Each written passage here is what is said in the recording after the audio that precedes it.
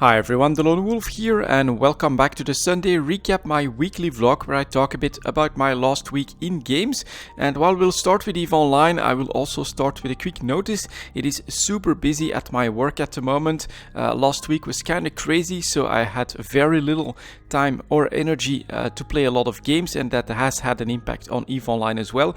And I am actually expecting that to be the same for at least the next 2 weeks, which means that if I skip a day at some point, I really try not to. I try to get a video out every day, but if I do, then that's the reason. It's just, bonkers crazy busy at my work at the moment, and I need to put all my energy and my effort towards that just to keep up with what I have to do there. So I'm doing my best.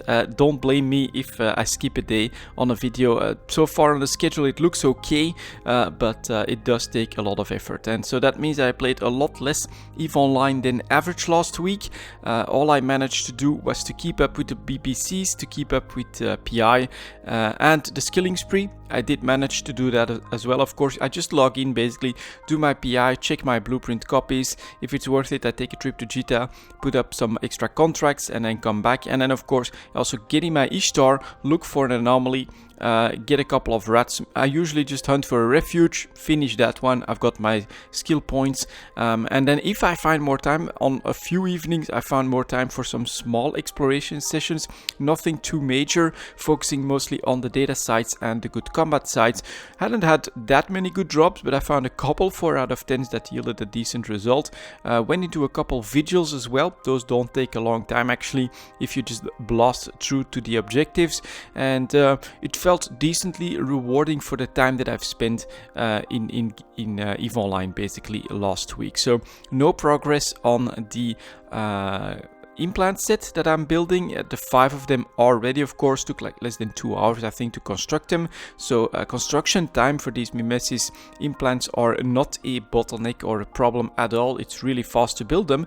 I think basically what's the hardest part, well, number 1, the LP of course that you need for the BPCs, but then number 2 also the size of the cargo that you need in order to construct them. It is actually quite sizable for, well, an implant that you put in your skull. So that was a little bit of a surprise that I would need that much room basically to get everything together for these implants, but it's working out. We're going to continue that, and I am definitely going to build that full set as well.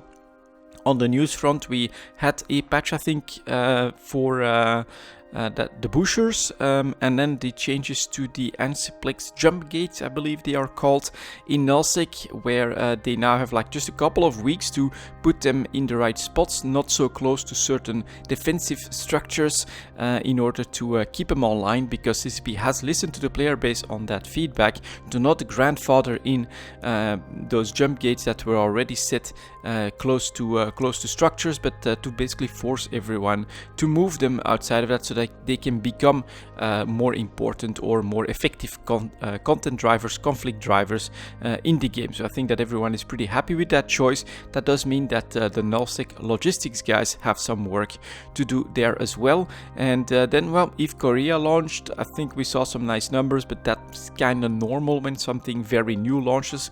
So we'll definitely have to see how much of that player base manages to stick around for the longer term. And then I think we have like the invasion part 2 coming in a couple of weeks as well, so we'll see how that works when it drops as well. Next up, we have a little bit of Dota Underlords. I just played a couple more games in the beginning of the week, but I have not been able to maintain my daily challenge routines when it comes to Dota Underlords. So I played a couple more. I actually won one as well when I went for druids, and I think like elemental guys that leave behind an extra little unit that keeps blasting. If that one gets to tier 3, so you get all 6 of them, that is very powerful, actually pretty difficult to deal with. You basically have to keep doing a lot of damage in order to defeat them, and then if you get some powerful high star druids in the mix, it is pretty powerful. And there was actually something kind of funny in those games as well. At some point I went with 3 IOs because the rest of the druids just would not drop for me. And on a couple of fights that was actually amazing when all 3 of them called back one of the heroes that actually died. So especially when those were then elementals that dropped or that left behind one of those little units, they managed to do so twice. It was just overwhelming to see how nice that was, that my army kept coming back and we kept pushing in on the enemy, and eventually we basically crushed them with very nice results. So that was actually kind of funny. Dota Underlords is pretty fun, but it's now also going to get some competition, because in Hearthstone there's a game that's now a game mode, Battlegrounds, that is now in open beta. I took a look at that as well. Not sure when I'll make like a first look video or anything like that. I don't really have a lot of time at this point, but yeah, what I've seen so far is that it's very similar. Of course, it works on the same premise where you build up an army on the deck, and then they just duke it out against up to 7 opponents. I think it's like 8 in a match, because from my first few games there, what I've seen is that those games are a lot shorter than in Dota Underlords. Dota Underlords can last up to 50 minutes for a game, especially if you get into like the top 3 or something like that. For Hearthstone Battlegrounds, it can be over in 10 minutes. So that's a very big difference. And again, it's the Blizzard formula, right? Take something that works, polish it, find very smooth ways to make it work, and then usually make it a little bit shorter than the other game modes. And yeah, for me, well, looking at it may just replace Dota Underlords as my basically my auto chess experience, just because it takes a lot less time to get a couple games in. So we'll see, of course, but for now Dota Underlords is definitely on hold. I managed a couple on, I think, like Monday, and 1 game on Tuesday, and then I said no, that's enough for me. There's other stuff to do. So that was yeah, still fun, but not able to put in that much time, as much time as the game actually wants me to keep up with the daily challenges. And then there is a third game that I've started playing this week as well, which is The Darkest Dungeon. So that was on a pretty massive discount on Steam, and I had seen Quinn69 play it on his stream. It looked very interesting. You gotta have a little bit of luck, and it is a very punishing game as far as I can tell. So I've decided to start on an easy playthrough, just to understand the heroes, understand the mechanics, understand everything that you need to build up and upgrade, because that's a pretty damn massive list. And then you've got all the stuff that can go wrong, which is, I think, an even more massive list, because sometimes, let me tell you, my parties come out of these dungeons being completely stressed out, diseased, crazy, basically needing a lot of help and a lot of gold invested in there as well.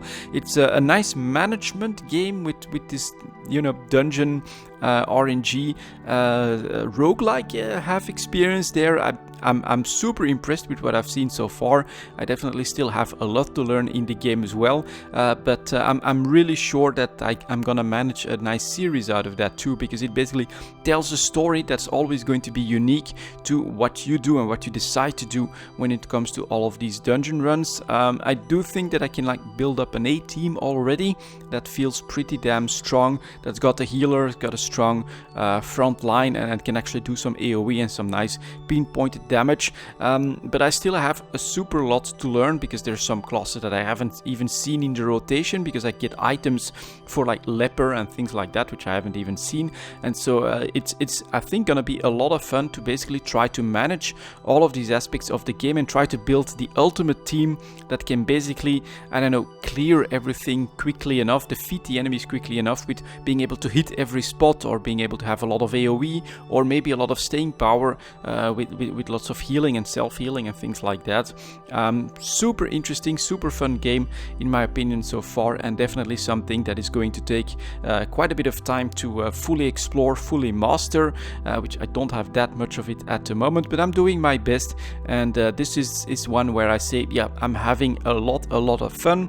I think I paid like 17 euros or so for the base game and all the DLC that was available at that point, with the soundtrack as well. Felt like a steal, steal, and it's really looking like it's going to be a steal because I tend to look at it, get 1 hour of fun out of every euro that I pay, and it's gonna just blow that out of the water without any real problem as far as I can tell here. So we'll see how that evolves as well. Of course, I'll keep you guys up to date on that. But yeah, that was my last week in games. Thank you very much for watching, and I'll see you all next time.